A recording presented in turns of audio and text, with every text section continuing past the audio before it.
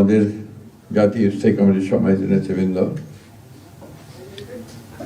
আমাদের বাংলাদেশ জাতীয় দলের কেন্দ্রীয় নেতৃবৃন্দ, প্রিয় সাংবাদিক ভাই ও বোনেরা, আসসালামু আলাইকুম। এই সংবাদটি নিয়ে আপনাদের সামনে দাঁড়াতে হবে, এটা আমরা কখনো ভাবিনি। আমরা এবারও আশা করছিলাম ঠিক আগের মতোই আবারও তিনি সুস্থ হয়ে উঠবেন।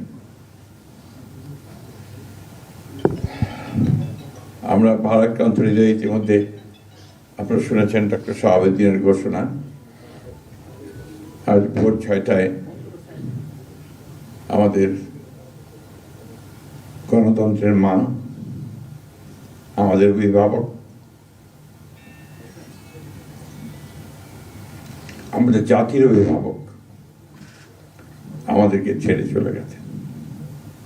ইন্না লিল্লাহি ওয়া ইন্না ইলাইহি রাজিউন। এই শোক, এই ক্ষতি, এটা অস্বাভাবিক, অপূরণীয়। এই জাতি কোনোদিন এটা পূরণ করতে পারবে না।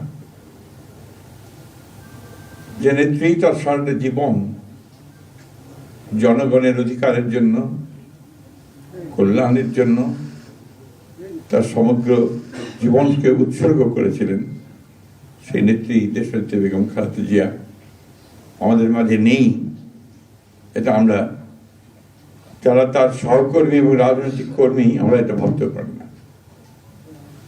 বাংলাদেশের রাজনীতিতে একটা বিশাল শূন্যতা সৃষ্টি হলো।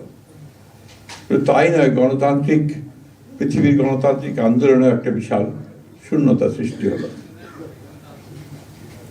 আমরা দলের পক্ষ থেকে আমাদের ভারপ্রাপ্ত চেয়ারম্যানের অনুমতিক্রমে আমরা দলের কিছু কর্মসূচি নিয়েছি। সেই কর্মসূচিগুলো আমাদের দলের সিনিয়র যুগ্ম মহাসচিব জনাব রুহুল কবির রিজভী সাহেব আপনাদের সামনে তুলে ধরবেন।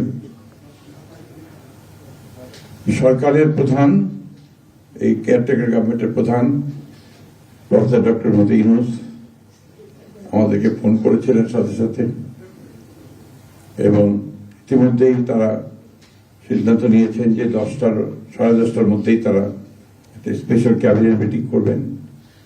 সেই ক্যাবিনেট মিটিংয়ে তারা দেশনেত্রী বেগম খালেদা জিয়ার যে শেষ কাজগুলো, তার জানাজা, তার দাফন, তাকে রাষ্ট্রীয় মর্যাদায়